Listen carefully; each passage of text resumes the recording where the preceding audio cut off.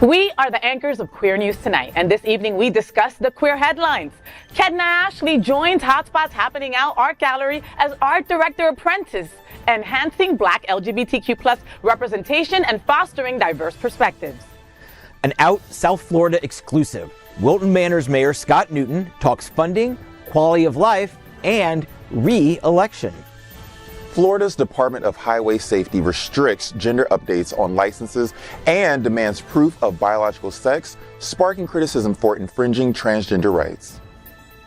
Human Rights Campaign State Equality Index unveils stark LGBTQ+ rights disparities among states, saying there is two Americas.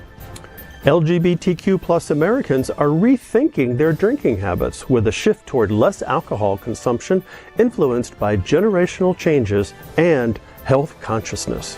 So good evening and welcome to Queer News Tonight. This is the world's first and only LGBTQ+ daily evening television news broadcasting live and then available on demand. Available on all smart televisions, including Roku, Apple TV, Android TV, Amazon Fire TV, Twitch, YouTube, and Facebook. It's time to queer up the news. It's Wednesday, January 31st, 2024. We are live and literally out of the closet and into the headlines.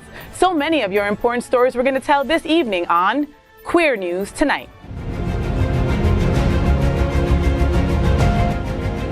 This is the world's first live daily LGBTQ evening news show, literally out of the closet and into the headlines on Queer News Tonight.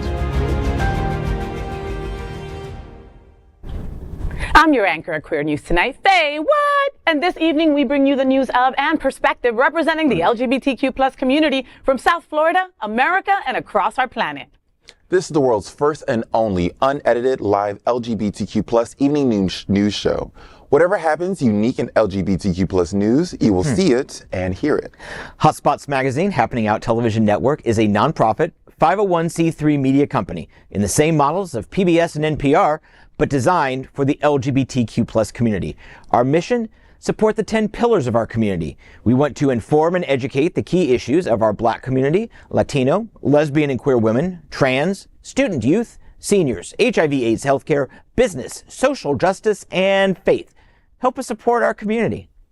We are part of one of the largest LGBTQ+ media companies in America, HOTspots Magazine and Happening Out Television Network.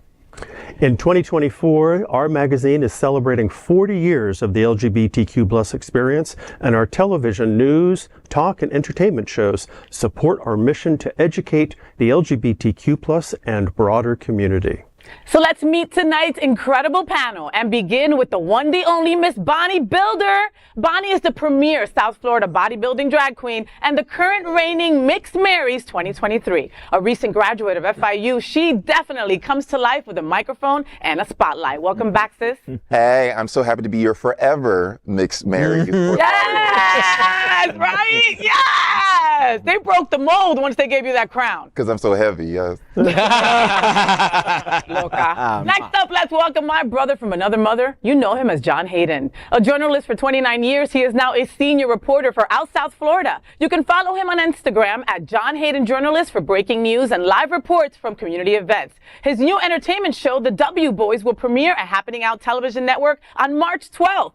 Welcome back, John. How are you, baby? Oh, I'm doing good. Working with Eric Restivo to get our new show up and off the ground. But you and I have had a very busy week together. We have. Monday, you helped me welcome in the newest member of my family. Oh, yeah, there he is. That's Mr. B. That's Mr. Beaglesworth. And he is a 12-year-old who needed a new home. And he's found it, and he won't leave my side when I'm at home. He's wonderful, yeah. He loves you. I've never seen a guy take to you so much. And last Wednesday, you and I went to Eric Restivo's first trivia night. There we are. Yes. Team We Like Dicks, the sporting goods store, obviously. Yes, of course. Team We Like Dicks won. We are the reigning champions, and we will be back there tonight to defend our title. So come to the pub from 7 to 9 and try to if beat us. you think you know more than me, prove it. Tough. You know a lot of like senseless shit. I do. That's tough. But it's going to be a great time, and definitely go on over to the pub. All right? All right. Next is Dr. Edward Summers. He's the executive director of Pride Lines, Miami's LGBTQ Community Center. He served as a primary therapist and program director at Eye Care Treatment Center in West Palm Beach. He was also the founder and CEO of New York-based nonprofit, The Thinkubator. Welcome back, Dr. Summers. Weren't you just in West Palm Beach? Yeah, well, When I told you to get away, I was hoping you'd get out of the state. New York, right? I was up there helping a sober buddy, and who was struggling. So, but it's good to be back here. Service always. Of course. I love you. Yeah. I love him.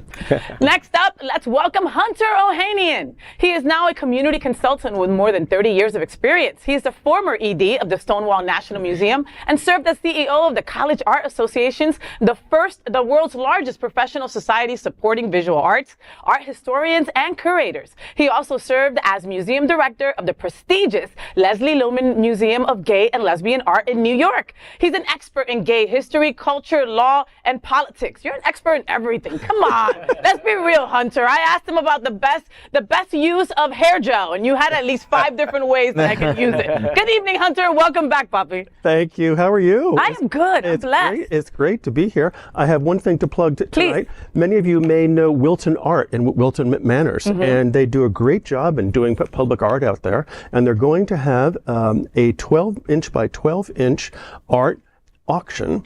Is going to be at the Pride Corner Gallery and Framing on Wilton Drive, and the opening is going to be this Saturday, February 3rd from 5 p.m. and I'm going to have another piece in that show as well too. So how exciting, Hunter. Everybody needs to come out. The bidding will start at $125, and it's an auction, and all the work goes to support the public art in Wilton Manors. So if you see those wonderful sculptures up on the light poles and you see what they do around the holidays, you'll be getting a great piece of art, and you will also be supporting public art in Wilton Manors. I love that. Yeah. I love that. Thank you, Hunter. Sure. So, folks, we are the reporters for Queer News Tonight, and this evening we begin with the queer headlines. The LGBTQ plus community in South Florida and across America is diverse. Our community across the world is vast, and here are the bullet points of the queer news for Wednesday, January 31st, 2024. Let's begin with queering up South Florida and Florida. Kedna Ashley becomes Apprentice at HOTspots Happening Out LGBTQ plus Art Gallery. The HOTspots Happening Out Art Gallery with Dennis Dean announced today the addition of Kedna Ashley to the team as the new art director apprentice. In line with the gallery's commitment to creating a safe haven for the LGBTQ plus community, the apprenticeship program aims to empower queer artists. The space is the sole national gallery showcasing LGBTQ plus artwork year-round. The program provides comprehensive training in curation and the responsibilities of an art director. Ashley is set to commence her role during the gallery's Black History Month exhibit in February. The opening reception is on February 3rd and runs throughout the month. The gallery's Women's History Month exhibit will begin in March, reinforcing the commitment to diverse and inclusive representation. As a queer woman of color, Ashley's appointment not only contributes to the gallery's mission, but also adds a valuable perspective to the team, enriching the cultural tapestry of the space. She's a self-taught digital artist based in South Florida who crafts artwork that shares personal experiences, lessons, unique expressions, and perspectives on life. The apprenticeship is welcomed in our diverse LGBTQ plus South Florida community. And I couldn't be happier. I mean, first of all, Ashley is a badass. Let's begin with that, all right? So her addition is like, I'm thanking her, right? Like, oh my God, thank you for coming on board, right?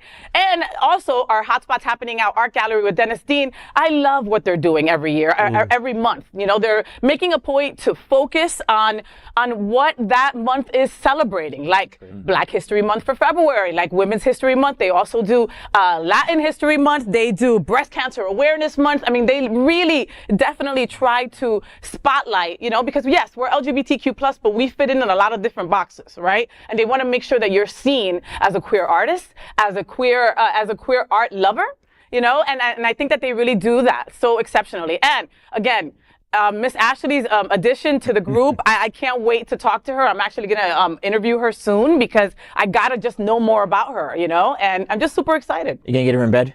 Just because she's a woman, right? Just because she's a woman? No, just because you do your show in bed. Oh, yeah, that. Listen, honestly, I'll interview her wherever. You big I'm just hussy. saying. Speaking of Dennis Dean and the HOTspots Gallery, you'll actually catch me there this February 3rd. We're doing an exhibition for Black History Month. Not only will I be there seeking attention, I will also be reciting a poem, and I will also be featured in one of the pieces. So I want to do a special shout out to Dennis Dean and JB for allowing me to be part of this project and this exhibition. I am truly honored. I don't know how I keep getting asked to do stuff like this. I just wake up, look like this, and then just people want to take pictures of me.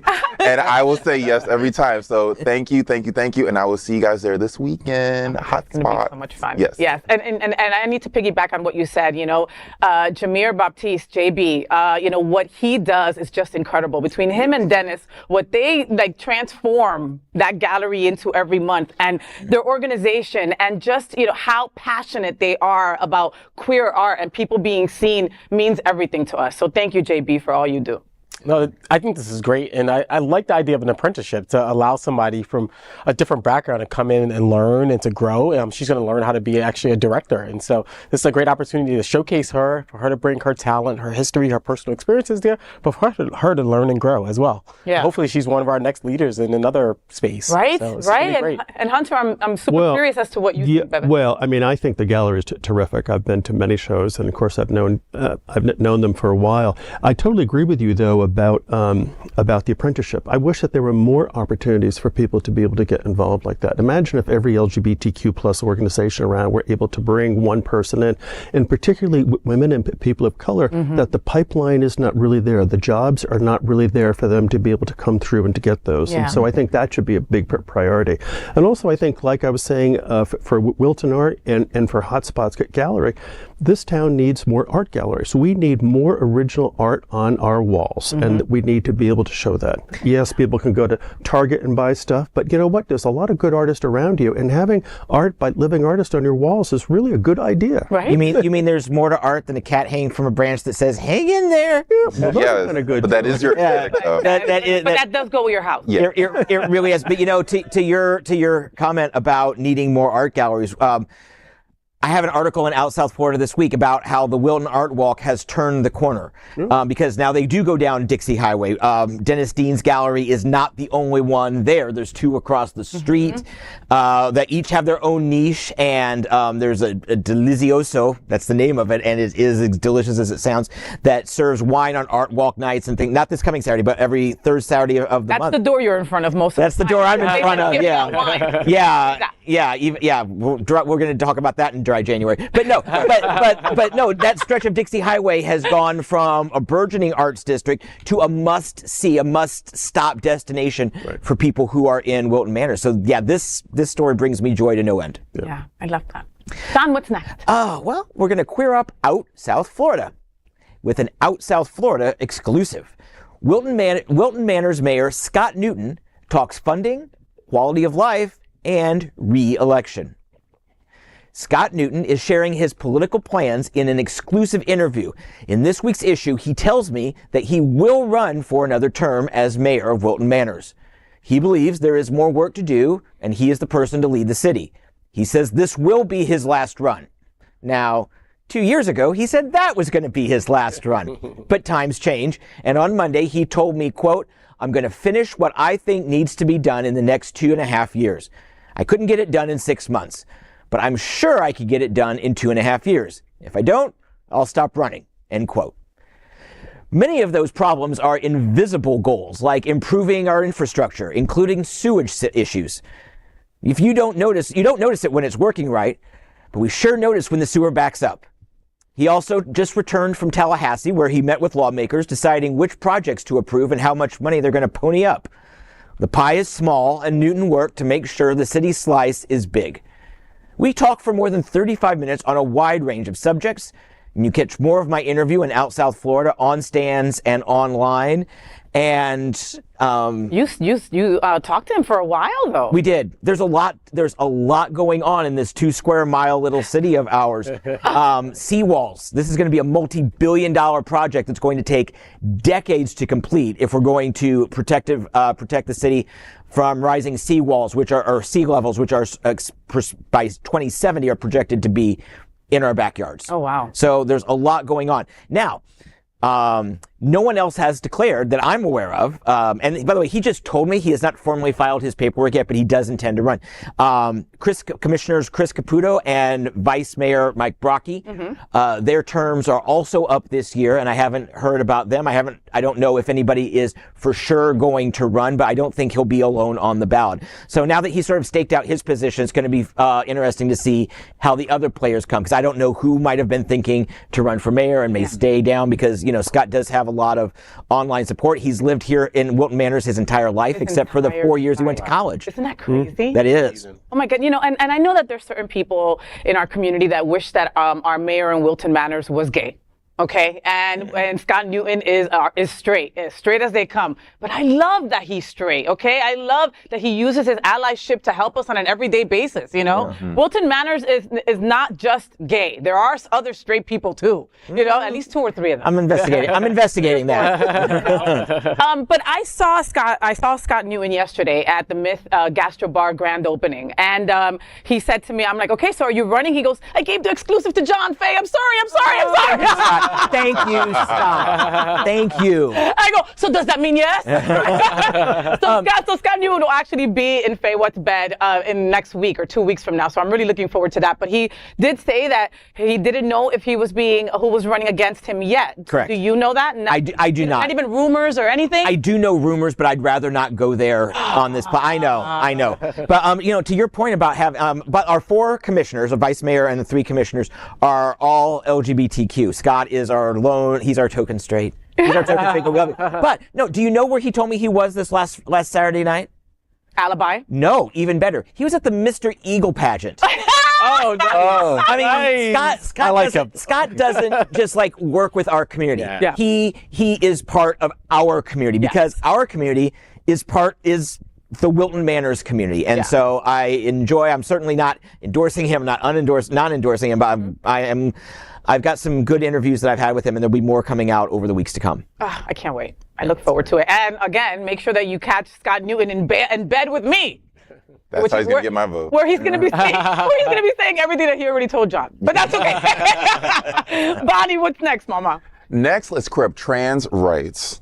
Florida will prohibit gender changes on driver's licenses, only allowing sex at birth. The dark and ominous ramifications coming out of Florida's capital continue. A controversial move by the Florida Department of Highway Safety and Motor Vehicles is generating significant criticism and sparking a broader discussion on individual rights. The department has issued a memo instructing county tax collectors to stop allowing individuals to update their gender identities on driver's licenses. The new policy requires proof that the gender on the license aligns with the person's biological sex and demands a, quote, primary identification document for verification. Critics are denouncing the decision as an attack on transgender individuals. Deputy Executive Director Robert Kinnock said that the memo is part of a review of the department's policies to align services with stakeholders. According to the memo, the prior policy of allowing a new license for those wishing to alter their gender markers will be revoked. Going forward, a replacement license can only be issued for reasons like loss, theft, or changes in information such as address. County tax collectors are tasked to use the supporting documents to establish a person's gender identity.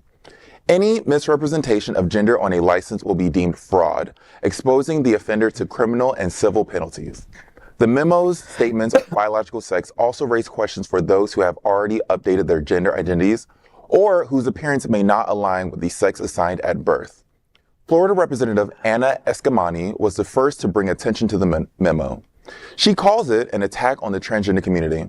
The Florida Democratic Party and local LGBTQ+ organizations also condemned the policy. Nadine Smith, Executive Director of Equality Florida, has called the memo a, quote, government overreach. Now, just off of who I've spoken with on this issue, because it's been on social media literally all day long. Yeah. I literally have an acquaintance of mine who is a trans male, and he has no idea what to put on his license. Despite how he comes off, that shouldn't matter. He is a man. By all means, period. He is a man, period. Yep. And the fact that he has to decipher what to put on his license to not be ridiculed, to not be charged with something like this is absolutely heartbreaking. Like, you're a human being, you want a license, you put your gender on your license, and that should be it. But they will find every which way to fuck with us. I tried to find like a nice way to say it, but they'll find every which way to fuck with us. And they Absolutely. are. And they're, I mean, complete target against the T. Completely, I think. You know, and what the hell, what document do you want me to show you? Want me to show you my badge and show you my license to show you? I mean, like, what would they want, John? Birth certificate. Yeah. A birth So people are going to have certificate. to start carrying around their birth certificate. Like, if we're undocumented folks. Yeah. Yeah. Well, you know, when you go to the license bureau, when you go to the license, I mean, the fact that what they're using it for now is, yes, definitely overreach. But I had when I had to get my driver's license for the little gold star so that TSA will accept your license and everything. I had to bring like my birth certificate and something else. So, I mean, that's what they're going to look at. They're going to look at the county from wherever state you were born in, and they're going to look at it and determine if it's been altered or things like that. This is fascist. And this is To the not highest degree. This is not hyperbole fascist. In Italy right now, they are revoking birth certificates of parents, of same-sex parents who have children. It's illegal for same-sex couples to adopt, and the birth certificates are being revoked. Exactly what they're going to do here in Florida with thousands of people's driver's license. It's sick. And the thing is, there's no reason for this. No one is protected. Parents aren't being given choice over anything. There is zero reason to have this type of oversight of adults. But Republicans and the fascists do it in our healthcare. They do it in our schools. They do it in our homes. Nowhere is safe. The party of small government takes a big interest in keeping people down who don't look just and act just like them. Just like Bonnie said, they want to F with us. They want to F with us. So what happens? So you get pulled over, they take your license, and they what? They arrest you for the license not matching what your gender identity is to the cop? Whatever your documentation is. It's absolutely ridiculous. And so, you know, number one, this is just screaming at all of us.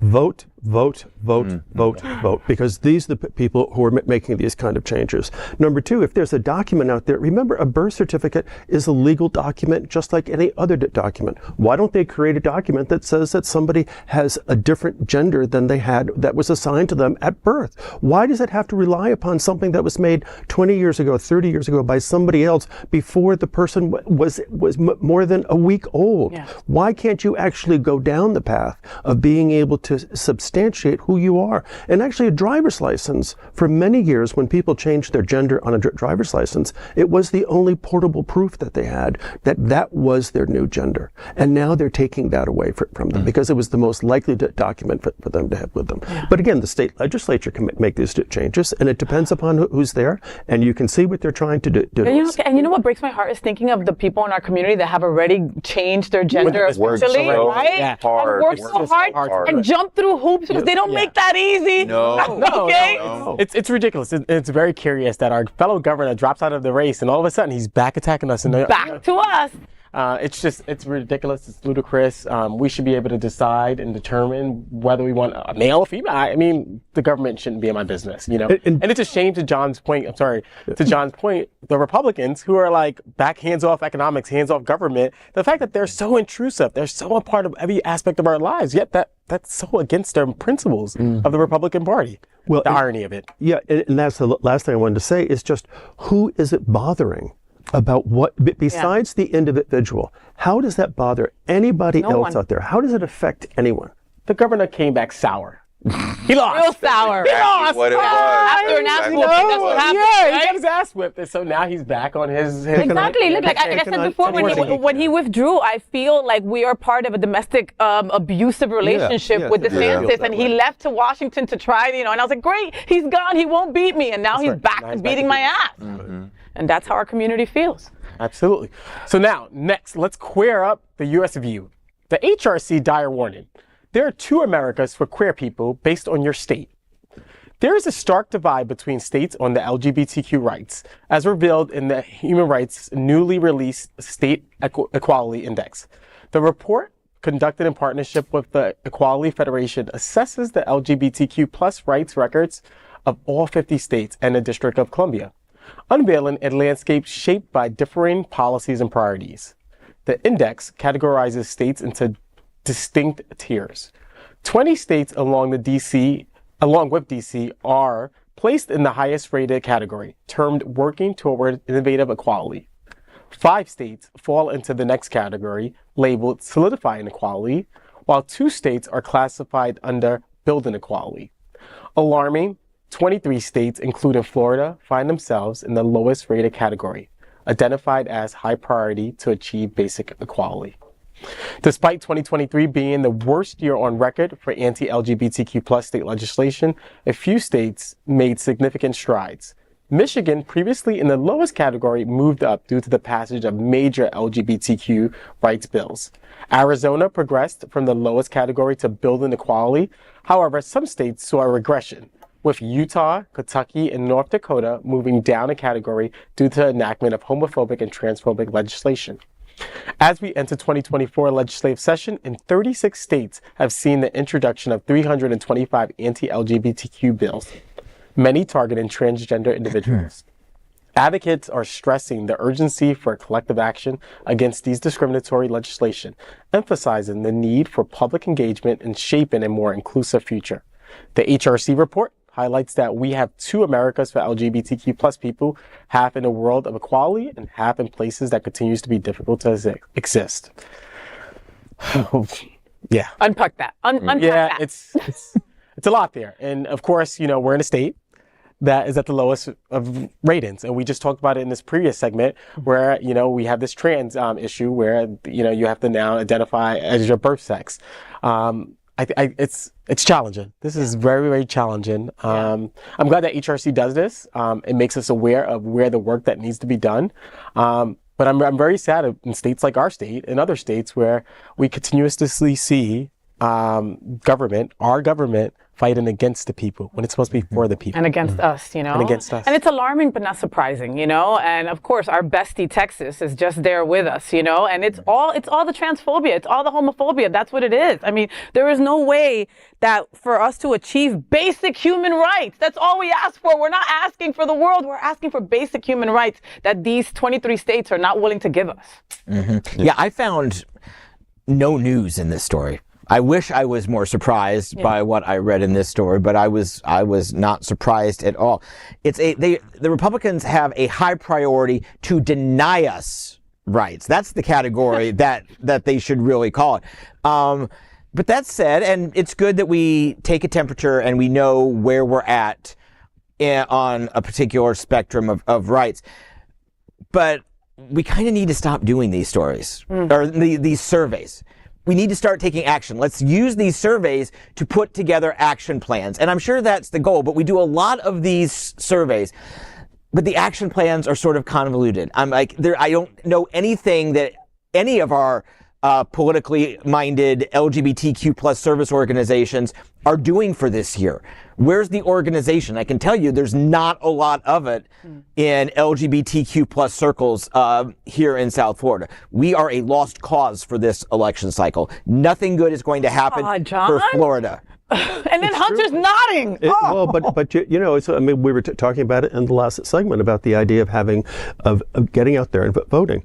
All of these state legislatures in these 23 odd states that have these low rights for LGBTQ people is a result of the fact that we were asleep. Progressives were asleep at the switch with regard to school committees, city councils, and state legislatures. And the Republicans came in there over the last 2 decades and learned how to control all those things. And they have taken control of them. And we now have a country in which I'm not even sure that many Republicans believe what they're voting for. They simply are doing it just to get votes and to get this hardcore conservative core of votes that we have, whether it's race or whether it's gender or whether it's LGBTQ rights. They're simply trying to solidify that with this absolute bullshit that they're putting out over and over again. Yeah. And we see the results. No, I can't agree more, but I do think that there's pockets of groups that are working together, but they don't get the recognition. I'm a part of a coalition. Admittedly, I haven't been that active because I've just been so busy with other things, but there's a Miami Coalition for Youth, for instance, which PRISM's a part of, Safe School's a part of. I'm on the listserv. They're constantly talking about advocacy issues, and they were just up in Tallahassee about a week ago advocating, and so there are these small pockets, but they're not getting the recognition. And perhaps they need to speak a little bit more loudly about the work that they're doing and they're attempting to do to advocate and lobby for our community. But I think we need to see more of that, right? I don't think it's enough of it, John, to your point. Absolutely. Hunter, what's next, sweetheart? Next, let's queer up gay culture. LGBTQ plus drinking. A study shows significant drop in the last 20 years as zero proof movement gains ground. As we step into the end of January in our new year, some Americans are considering changes to their drinking habits. We're finishing the symbolic dry January. A Gallup survey reveals that 62% of United States adults drink alcohol, while 38% choose not to. That marks a significant change from the late 1970s, when 71% of adults reported consuming alcohol. Adults aged 35 to 54, those with a college degree, higher income individuals, and those attending church less frequently are more likely to drink. In 2021, the average person aged 21 or older consumed around 603 standard drinks a year. This type of alcohol consumed by the LGBTQ plus community has also shifted, with less beer and more wine being consumed since 1970. Surprisingly, young adults today are less likely to drink compared to 2 decades ago, while older adults are more likely to do so. According to the University of Michigan's Monitoring the Future survey, underage drinking among U.S. teens has declined over the last 20 years. As Generation Z comes of age, they're changing how we think about drinking. Generation Z purchasing 10% less alcohol than millennials and 25% less than baby boomers. The similar attitude toward alcohol drinking has propelled the zero proof movement, which means that you don't need alcohol to have a great time. This has motivated the opening of non-alcoholic bars or sober bars across the country. Does it also mean the LGBTQ plus future generation will consume less alcohol than we do today? Well, I found this to be a really interesting story because, first of all, I don't see a drop in alcohol consumption. I see people young and middle-aged and whatever generation, I see people drinking. The other thing is about drinking and the LGBTQ community, it plays a big role in that alcohol was something which actually fueled the Red Scare in the 1950s. And what that was about was after World War II, and when the State Department said homosexuals couldn't serve in the military, it was because they believed that all homosexuals were alcoholics and they were deviants as a result of being alcoholics. And because if you were an alcoholic, you could then, and you got drunk, you would then tell secrets to communists. Wow. And so they had what they, I know. And Wow. so this is the craziness. This is the craziness that actually the government actually put on. But so they got to the point of saying all gay people are alcoholics, and they're all going to spill the tea, as it were. I mean, to be fair, that's been my experience. Well, a communist that you are. Yeah, Communist that you are. Oh no, I thought it was a columnist. Columnist, damn it! Well, that makes so much more sense now. First off, non-alcoholic or sober bars, those are called coffee houses, and they've been around for a minute. Okay. That said, I don't think we're saying this is a huge drop, 71% to 62.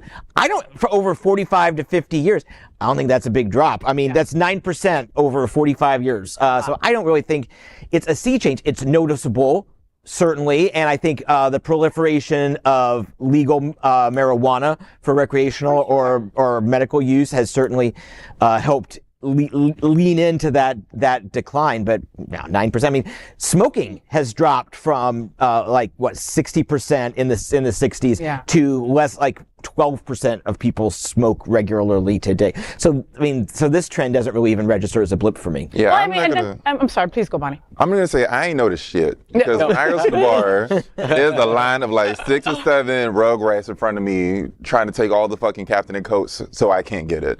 So I don't know about this trend. I think that kids are doing, and this is based off me, this is my opinion, this is not HOTspots' opinion. I think kids are doing drugs nowadays, and I think that's what it is. I think they're finding it easier to get a hold of. They can do it from home, and they can like get high and hop on TikTok. And I think that's what the main issue is. Alcohol is still a prevalent part of this queer community. It helps me get booked because it makes me look so much more beautiful. So like, I don't need this decline to happen. I refuse to believe it's a real thing. It's hard to believe that decline is, especially because we live in a party town. We live in South Florida where people come down here for spring break. People come here to get effed up. That is their goal when they come here on vacation. So I can understand how it's hard for us to see that, you know.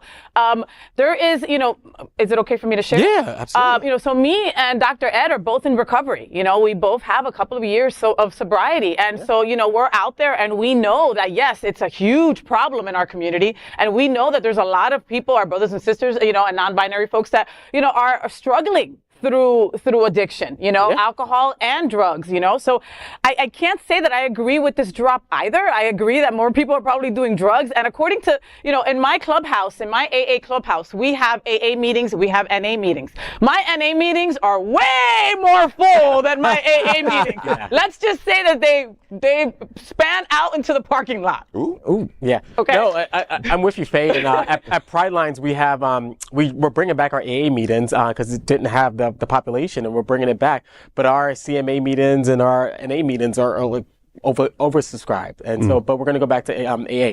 I'm going to go a little sad note here. Actually, on my way here, and this I'm a little down today. My ex, which Faye and I talked about when I was in her bed, who struggles with addiction as well, went back to New York because it just didn't work out. But his best friend just today OD'd and died. It's tough. Oh, sorry. It's tough, but I don't.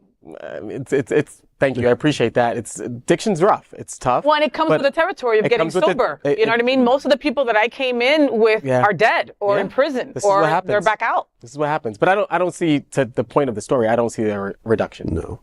I see more and more of it. I used to work in higher ed. I used to be a college professor, an administrator, and quite frankly, it's all over those campuses, man. I think back to my days. I was a frat guy, in the closet frat guy, you know, pounding beers and like pounding beers. Pounding beers. And broads. Can you see Dr. Ed just like pounding beers and like squishing it on his forehead? I can totally see it. I have a question, and this is someone. I have my medical marijuana card. I also have a VIP account at Crown Liquors. So and a full bar. Full bar. But I'm curious, just I would love to know, is the people who are clean and sober seems to be almost like a subset of a subset. Weed notwithstanding, which is a bigger problem today in South Florida? Our rampant alcoholism or the more underground meth, drug use, coke, everything. Again, only my opinion would be the meth and coke. The narcotics. Unfortunately, you know, alcohol is everywhere, and it's just part of everybody. It's a regular routine, right? And for drugs, unfortunately, a lot of our stuff down here in South Florida has fentanyl in it.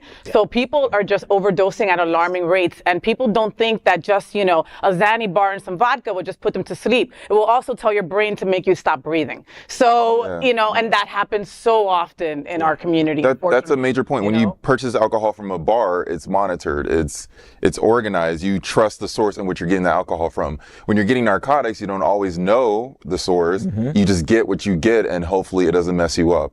So I think that is a major issue in Florida, the country, and the world. Like just a non-proper monitoring of narcotics to make sure that, like, if people are doing it, and they are, trust me, that it doesn't kill them off, that they can try it safely in a monitored setting and like have a good time or learn its effects and decide not to do it. But like alcohol is monitored, narcotics isn't properly monitored. That's a huge issue. And to Faye's point earlier, you know, it's South Florida, right? So it's the party spot. So a lot of people come in for the party, have a good time, but also this is the recovery capital. It is.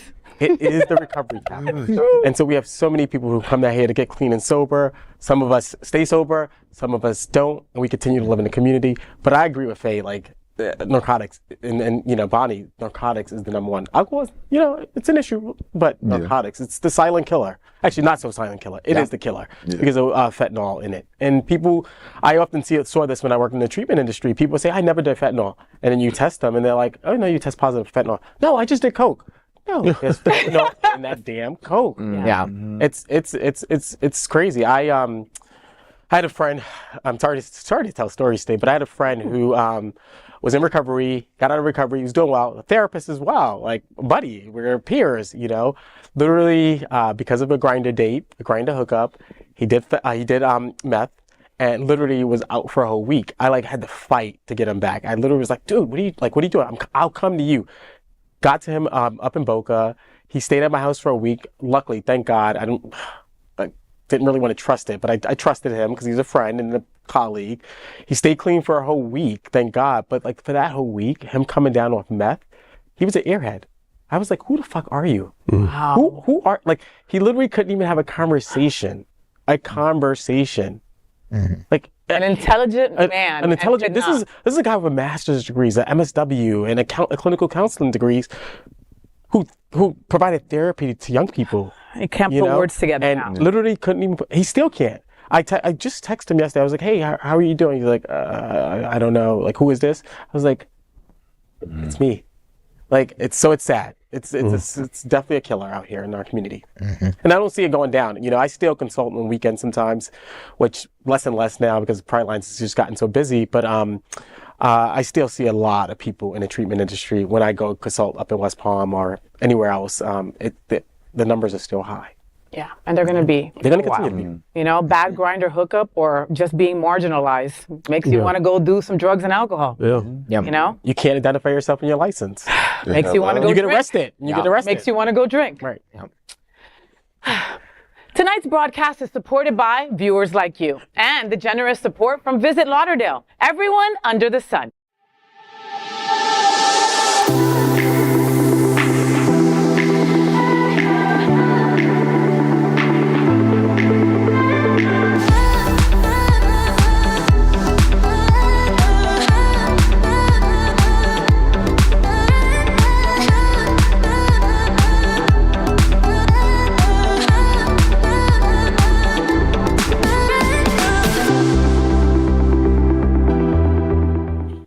Next, we are proud of our special partnership with Sunshine Cathedral, the world's largest queer church here in Fort Lauderdale. Supporting that partnership, we are broadcasting from our permanent set here at Sunshine Cathedral at the Happening Out television studios.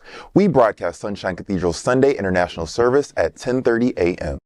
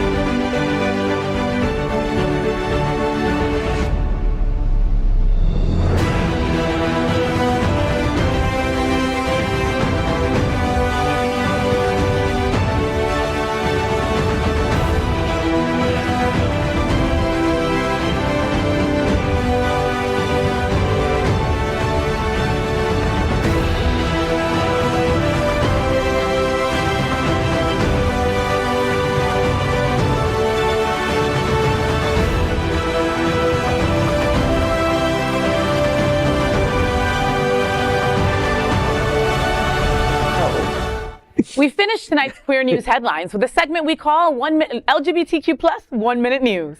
Yeah, what she said. LGBTQ plus 1 minute news. We queer up politics. Senate Democrats urged to reject anti-LGBTQ plus amendments in traditional funding bills. The Human Rights Campaign, along with several other groups, have written a memo to Senate Majority Leader Charles Schumer and House Minority Leader Hakeem Jeffries, emphasizing the need to oppose discriminatory amendment riders or add-ons in the annual budget bills. These provisions are supported by the House's Republican anti-equality majority and House Speaker Mike Johnson. The amendments are the most common way to get anti-LGBTQ+ initiatives into law. Talking to The Advocate, Jeffries' spokesperson assured that House Democrats will continue to resist extreme policy measures pushed by Republicans. Will the appeal made by the nationwide organizations get justice? Only time will tell. LGBTQ+ 1 minute news. Let's queer up entertainment. Latrice Royale is still large and in charge at Sunshine Cathedral Performing Arts February 10th. As her Instagram bio says, she is, quote, large and in charge, chunky yet funky, bold and beautiful. So get prepared for a wonderful evening of entertainment with one of my favorite RuPaul queens, Latrice Royale. She has a special new show at Sunshine Cathedral Center for the Performing Arts on Saturday, February 10th. Latrice Royale continues to be a part of top 10 favorite queens in the history of the RuPaul franchise. The show features great storytelling and live singing in the performance. Admission is limited to patrons 18 years of age and older. Sunshine Cathedral Center for Performing Arts offers a nonprofit theater experience supporting the community. It is America's leading LGBTQ+ live entertainment series. All of the revenue of the center goes back to community LGBTQ+ programming. Tickets for the event start at $25. For further details about the event and ticket purchases, visit sunshinecathedral.org. LGBTQ+ 1 minute news. Let's queer up lesbian culture. First champion out figure skater makes history and unfurls pride flag getting gold medal. In a historic victory, out skater Amber Glenn secured the U.S. figure skating title and then proudly draped herself in the Progress pride flag while posing with the gold medal. Glenn, who publicly came out as bisexual and pansexual in 2019, is the first queer woman to ever claim this prestigious title. This accomplishment follows her silver medal win in 2021 and bronze in 2023. Despite facing adversity, including a recent concussion and broken bone from a skating incident, Glenn emerged triumphant. In 2022, she served as a reserve member of Team USA's figure skating squad at the Winter Olympics in China. LGBTQ+ 1 minute news. Let's queer up the U.S. view. It Gets Better has a new name and website to meet new challenges facing queer youth. As more schools and libraries ban LGBTQ+ books and enforce Don't Say Gay, It Gets Better is doing more to help. Formerly known as It Gets Better Project, this LGBTQ+ youth advocacy group now has a new name, a new website, and a bigger mission. The organization started in 2010 to support queer youth facing high suicide rates, and now the group believes its mission has evolved. Losing the word project from the name shows that It Gets Better is going to be more involved in complex issues facing LGBTQ+ youth. The new website has educational resources like a glossary of LGBTQ+ terms, videos, and blog posts. As Ross von Metzke, Senior Director of Communications, said, the new website, itgetsbetter.org, is an important digital platform for LGBTQ+ youth who may not get enough support in their schools. Queer News Tonight supports It Gets Better and encourages our entire community to support our LGBTQ+ students and youth.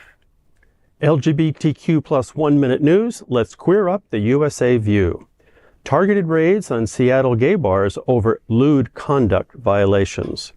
Seattle's gay bars underwent raids by local authorities where venue owners alleged that citations were issued solely based upon the patrons' clothing choices. These allegations suggest that the Joint Enforcement Team, a collaboration of local authorities including the Seattle Police and the State Liquor and Cannabis Board, targeted 15 establishments including 4 LGBTQ+ bars for lewd conduct violations. The inspections also included a college bar, a music venue, and a bowling alley. Owners of the Cuff Complex and the Seattle Eagle, both LGBTQ+ establishments, assert no prior citations for alcohol or violence-related offenses, emphasizing that the issue appears to revolve around customers' clothing choices solely. Seattle is famously LGBTQ community embracing, so the targeted raids had sharp community reaction. That is today's news for the LGBTQ plus community on the world's first and only daily LGBTQ plus evening news show. If our community is important to you, share this news with your friends and family. Are you, like most of America, part of our very large television audience, watching this live LGBTQ plus news broadcast right now on Roku, Apple TV, Android TV, and of course, Amazon Fire TV? Queer News Tonight is the only live LGBTQ plus digital television show in the world that is out of the closet and into the headlines. We need your support. If our community is to grow, we must tell our stories and bring them to the attention of the broader world. This is the only place in the world that tells these types of LGBTQ plus stories in motion and sound.